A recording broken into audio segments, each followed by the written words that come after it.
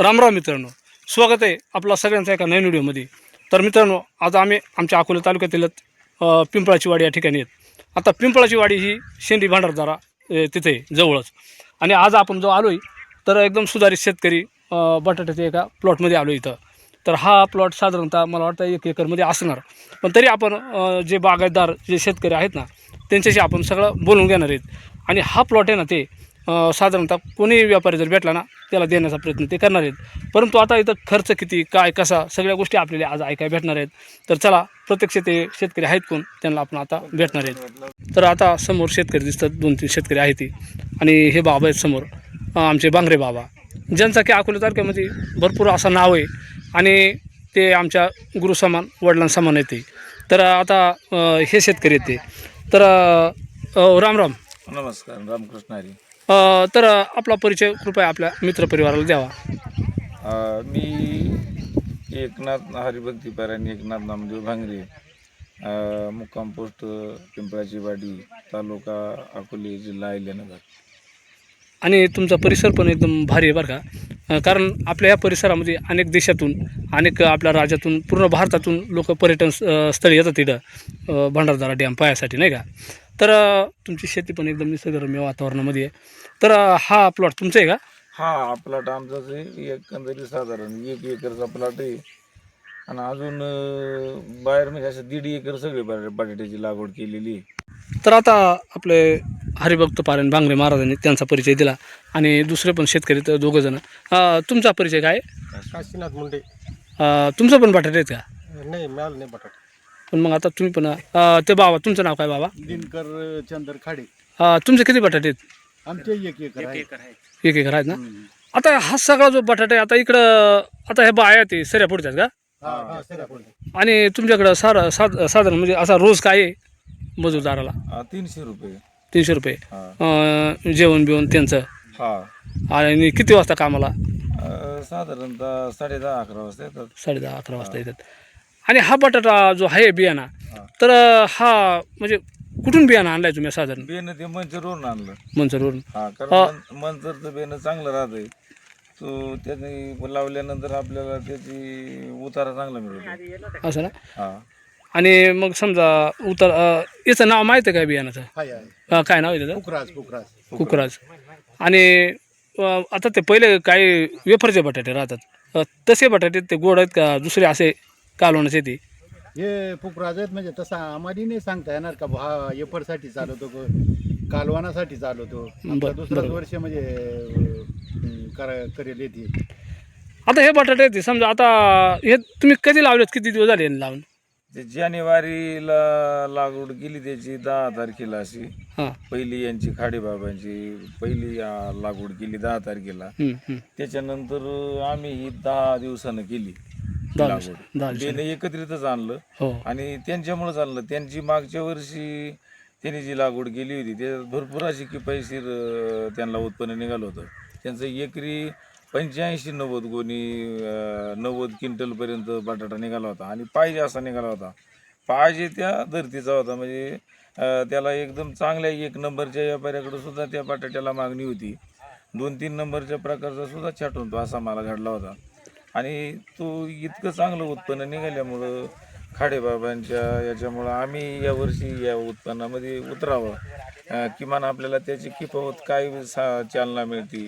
टोमॅटोपेक्षा ही पिकं आपल्याला नगदी का परवडतं का, हे एक पीक काढून आपण याच्यामध्ये परत एखादं कोथिंबीरीचं पीकही सुद्धा पावसाळ्याच्या अगोदर घेऊ शकतो. म्हणजे वर्षातून 2 पिकं निघतात. 3 म्हणजे भात सोडल्यानंतर हे झालं बटाट्याचं. हो. आणि बटाटा झाल्यानंतर जर त्याच्यात आपण कोथिंबीर लावली आणि पावसाळा जर थोडासा लांबला तर आपण याच्यात वर्षभरामध्ये 2 पिकाच्या ऐवजी 3 पिकं काढून साधारण शेतकऱ्याचा झालेला तो खर्च तो अंदाजे असा भागू शकतो. या उद्दिष्टानं हे एक पिकं नगदी केलं जातं.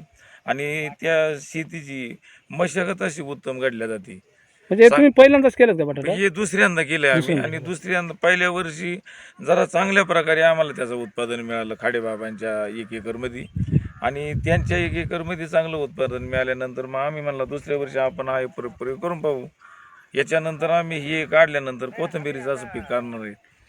म्हणजे यानंतर कोथिंबीर करायची. कोथिंबीर करायची. जर जमलं तर ते धनच असतंय. आणि समजा आता आतापर्यंत याला पण मग मेहनत पण भरपूर असेल ना. मेहनत भरपूर आहे. मेहनत तसं बोलायला गेलं तर आपल्याला म्हणतो आपण हे करावं लागेल, पण त्याची मेहनत करताना त्याला अगोदर मोठ्या नांगराने ट्रॅक्टरनं पलटी द्यावा लागते. त्याच्यानंतर रोटर करावा लागतो. तो जर आपला घरचा असला तर तो मशागतीला खर्च थोडा कमी येतो. तो रोटर जर आपण तासावर आणला तर मग त्याला एकरी खर्च जास्त येत असतो. असं होत असते. आणि मग ही मजुरी, लागवडीला मजुरी असते. त्याच्यानंतर पहिली झापड द्यायची. पहिली झापड दिल्यानंतर काही प्रमाणामध्ये त्या बटाट्याच्या शेत उत्पादनाचा जो काही आम्हाला मार्गदर्शक राहतोय व्यापारी, त्याच्या मार्गदर्शनाने त्याला पहिलं खत द्यावं लागतं. त्याच्यानंतर 15 दिवसाचा किमान कालखंड गेल्यानंतर त्याला दुसऱ्या प्रकारची झापड, आता आमचं हे काम चालू आहे, ही दुसरी झापड द्यावा लागते. आणि त्याच्यानंतर मग तो पूर्णपणानं चांगल्या क्षमतेनं ते बटाट्याचं पीक असं बहरदार होतंय. आता हा आमचा प्लॉट आहे, याच्यापेक्षा दिनकर बाबांचा, खाडे बाबांचा जर प्लॉट पाहिला तर तो पूर्णतःला परिपक्वतेला आता आलेला आहे. त्याचं आपण तुम्हाला व्हिडिओ, तुमचा एवढाच आहे का प्लॉट? त्यांचा एवढाच प्लॉट आहे, याच्यापेक्षा थोडा कमी आहे. पण तो 10 दिवस अगोदर लावल्यानंतर तो पूर्णत्वाला आहे. तो आता किमान 15 दिवस, 16-17 दिवसाच्या आसपास त्याची काढणी करावं लागेल. बरं, आता याला फुलं आलेत आता समजा, मग आता याला बटाटे आलेत का? बटाटे आलेत ना, आता चांगले इतकले बटाटे आलेत. आपण बाजारात जो 2 नंबरचा 3 नंबरचा जो माल घेतो त्या मालाच्या साधारण स्थितीचे बटाटे आता याला उपलब्ध आहेत. पण अजूनही त्याची क्वालिटी जर अशी चांगली मोठी टिकून राहिली, त्या बटाट्याची झाडाची क्वालिटी जर चांगली टिकून राहिली तर आपल्याला कंपनीला देणारा जो मोठा माल आहे 1 नंबरचा, तो माल याचा बनू शकतोय. बरं, आता आपला उद्दिष्ट असे समजा आता बटाटे आले ती साधारणतः आता हे बटाटे काढायला किती दिवसांनी येतील? त्याचा तसा बियाणाकडून किंवा आपण त्या जिथून बियाणं आणलं त्यांच्या मार्गदर्शनाने विचारल्यानंतर त्यांचा 90 दिवसाचा कालावधी आहे. पण 90 दिवसाच्या कालावधीच्या अगोदर ते पीक जसा निसर्गाचा, हवामानाचा समतोल असेल अशा पद्धतीनं आपण त्याची क्वालिटी बघून ते पीक काढावं लागतं. नाही, साधारणतः पण एक अंदाज सांगा का किती दिवस लागतील? साधारण 2.5 महिना. नाही, आता किती दिवस लागतील काढायला? आता या आमच्या प्लॉटला किमान 15-18-19 दिवसात हा काढावा लागेल. आणि खाडे बाबांचा जो प्लॉट आहे तो 10-11 दिवसामध्ये आता त्यांना त्याची निगा उरकावी लागेल. जर नाही निघाली तर मग त्याला तो नाश पावतो, सडण्याच्या बेतावर असतो. त्याच्या योग्य क्वालिटीमध्ये त्याची काढणी करून घ्यावी लागते. बरं, आता तुम्हाला हे काढायची ती, मग आता तुम्ही घरीच काढणार का कोणत्या व्यापाऱ्याला काढायला देते ती? नाही, मग आता एखाद्या व्यापाऱ्यानं जर येऊन आमच्याशी जर संवाद केला, हां योग्य आम्हाला आमचा नफा तोटा किंवा बाजाराची एक तफावत पाहून हां योग्य जर वाटलं तर आम्ही प्लॉट सहित त्या एखाद्या व्यापाऱ्याला तोडूनही देऊ शकतो. म्हणजे तुमचा प्लॉट, त्या बाबांचा प्लॉट, हा, दोन्ही मिळून. म्हणजे त्यांचा अगोदर नेला, त्याच्यानंतर आमचा जाईल. हां, दोन्ही मिळून आम्ही हे देऊ शकू. कारण इतका माल हा हातगाठीवर आम्ही विकू शकत नाही. बरोबर आहे. आणि म्हणजे तुम्ही उक्त व्यापाऱ्याला देऊन टाकणार आहे तर ते? व्यापाऱ्याला सुद्धा देऊन टाकू. आमच्यात व्यापाराची जडणघडण देवाण किंवा जर आमच्या चांगल्या प्रकारे घडली तर आम्ही त्या व्यापाऱ्याला सुद्धा हा माल देऊ शकतो. तर मित्रांनो, आता हे बाबांचं म्हणणं आहे का हा माल त्याला घरी काढायला ते काढू शकत नाही, आता एवढा साठा आहे सगळ्या गोष्टी, तर ते उक्त व्यापाऱ्याला देऊन टाकणार आहेत.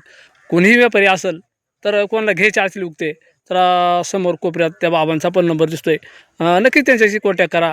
अजून 15 दिवसामध्ये हे बटाटे काढा येणार आहेत आणि त्या बाबांचे अजून 10-11 दिवसात येणार आहेत. त्यांचे लवकर येणार आहेत. मग त्यांचे काढता तुमचे येतीलच. तर नक्कीच मित्रांनो, कोणी व्यापारी मित्र असेल, कोणाला घ्यायचं असेल तर नक्कीच, तर 2 एकर आहे ना एवढं, तर 2 एकरचा प्लॉट इथं घ्यायला या. हा मोबाईल नंबर समोर दिसतोय. तर बाबांचं एवढंच म्हणणं आहे. आणि त्यानंतर तुम्ही कोथिंबीर करणार आहे ती, कोथिंबीर सुद्धा व्यापाऱ्याला देऊन टाकेल? कोथिंबीर सुद्धा व्यापाऱ्यालाच. कारण कोथिंबीर तर व्यापाऱ्याला अशी देतात की ते प्लॉट पाहिल्यानंतर ते व्यापारी ठरवून घेतात. त्यांच्या स्वतःच्या गाड्या येतात, त्यांची माणसं येतात आणि ते किमान ते 1-1.5 दिवसामध्ये पूर्ण ती 1-1.5 एकर कोथिंबीर घेऊन जातात. ठीक आहे. तर बाबा, तुम्ही एकदम छान माहिती दिली बटाट्याबद्दल आणि ह्या आपल्या म्हणजे निसर्गरम्य वातावरणात तुमची शेती पण आहे. रोगराई राहते काही इकडे? रोगराई आता आहे ना, त्याला थोडीशी किडे.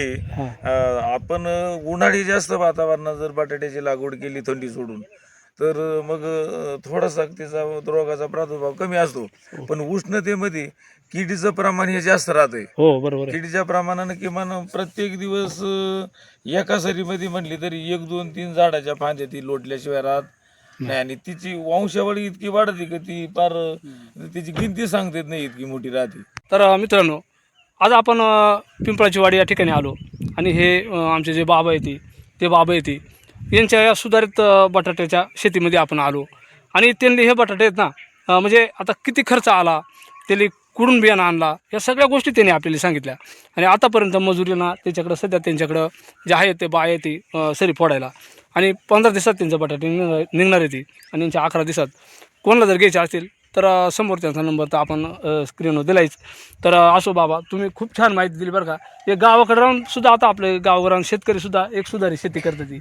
तर मित्रांनो, नक्कीच कोणी व्यापारी मित्र असतील तर त्यांचे बटाटे नक्कीच तुम्ही घेऊ शकतात. 15 दिवसांना तुम्हाला सगळ्यांना ते बटाटे घ्यायसाठी आपला स्क्रीनवर नंबर दिसतो आहे. तर मित्रांनो, आपण आता ह्याच व्हिडिओमध्ये थांबतो आहे. कसा वाटला व्हिडिओ नक्की आम्हाला कमेंटमध्ये सांगा. आपण जर चॅनलवर नाही असेल ना तर चॅनलला सबस्क्राईब करीत जा, लाईक करा, एक हाईप पण करा.